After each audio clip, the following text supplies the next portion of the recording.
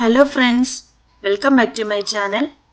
ഇന്ന് നമുക്കൊരു easy evening സ്നാക്കിൻ്റെ റെസിപ്പി പരിചയപ്പെട്ടാലോ? ഒട്ടും എണ്ണയൊന്നും ചേർക്കാതെ വളരെ കുറഞ്ഞ ചേരുവയിൽ ഈസി ആയിട്ട് ഉണ്ടാക്കിയെടുക്കാൻ പറ്റുന്ന ഒരു 4 മണി പലഹാരമാണിത്.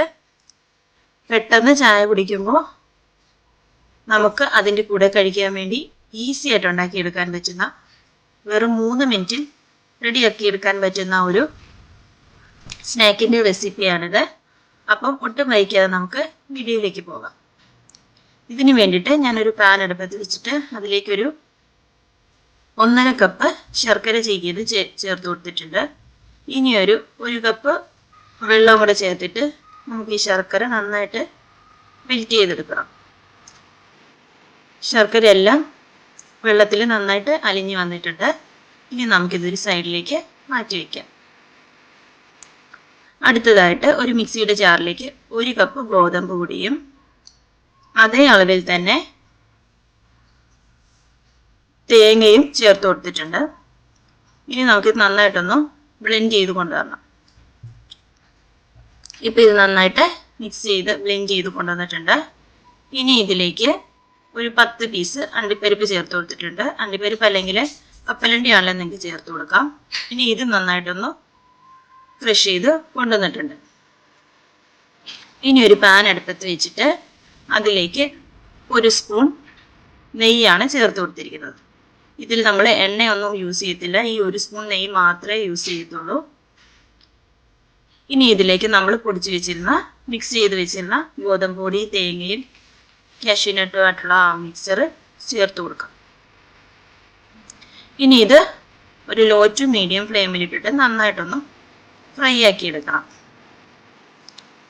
ഒരു 2-3 മിനിറ്റ് കഴിയുമ്പോൾ തന്നെ നല്ല ഗോതമ്പ് പൊടിയും തേങ്ങയൊക്കെ ഒന്ന് മൂത്ത് വന്നതിൻ്റെ നല്ലൊരു മണം നമുക്ക് വരും.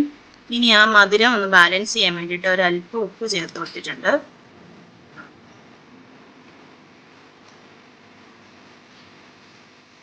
ഇനി ഒരു ഫ്ലേവറിന് വേണ്ടിയിട്ട് 1/2 ടീസ്പൂൺ ഏലക്കാപ്പൊടിയും കൂടി ചേർത്ത് നന്നായിട്ട് മിക്സ് ചെയ്തുകൊണ്ടേ ഇരിക്കണം.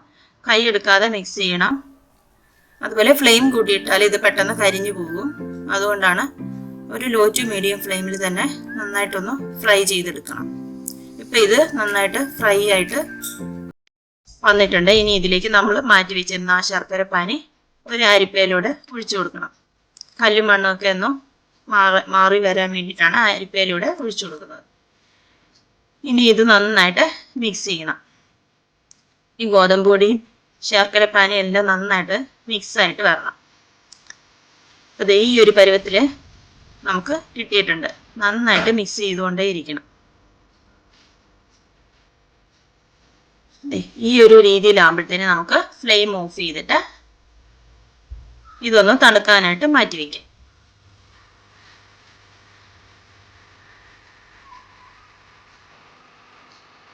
ഇനി ഒരു 5 മിനിറ്റിന് ശേഷം അതൊന്നൊരൽപ്പം തണുത്ത് കഴിയുമ്പോഴത്തേക്ക് നമുക്ക് കയ്യിലൊരൽപ്പം നെയ്യ് തേച്ചിട്ട് ഇത് നമുക്ക് ഇഷ്ടമുള്ള ഷേപ്പിൽ ഉരുട്ടിയെടുക്കാം. ഞാനിപ്പോൾ ഒരു ഓവൽ ഷേപ്പിലാണിത്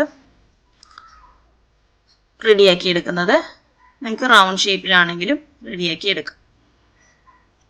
ഇനി ഇത് നിങ്ങൾക്ക് ആവശ്യമുണ്ടെങ്കിൽ ഒരൽപ്പം ഡെസിക്കേറ്റഡ് കോക്കനട്ടിൽ ഒന്ന് മുക്കിയെടുത്തിട്ടുണ്ടെങ്കിൽ കുറച്ചുകൂടെ ടേസ്റ്റി ആയിരിക്കും. ഇല്ലെങ്കിലും കുഴപ്പമൊന്നുമില്ല.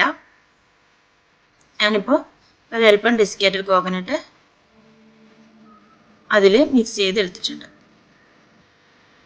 അപ്പം ഈസി ആയിട്ടും ടേസ്റ്റി ആയിട്ടും പെട്ടെന്ന് ഉണ്ടാക്കിയെടുക്കാൻ പറ്റുന്ന ഒരു 4 മണി പലഹാരമാണിത്. അപ്പോൾ പുതിയ റെസിപ്പികൾക്കായി ഈ ചാനൽ സബ്സ്ക്രൈബ് ചെയ്യാൻ മറക്കരുത്. അതുപോലെ നിങ്ങൾ ഈ റെസിപ്പി തീർച്ചയായും ട്രൈ ചെയ്ത് നോക്കിയിട്ട് ഇതിൻ്റെ അഭിപ്രായം കമൻറ്റ് ബോക്സിൽ അറിയിക്കാനും മറക്കരുത്.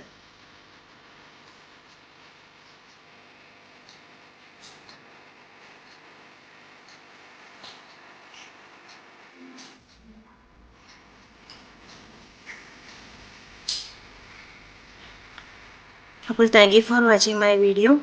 Take care. ബൈ.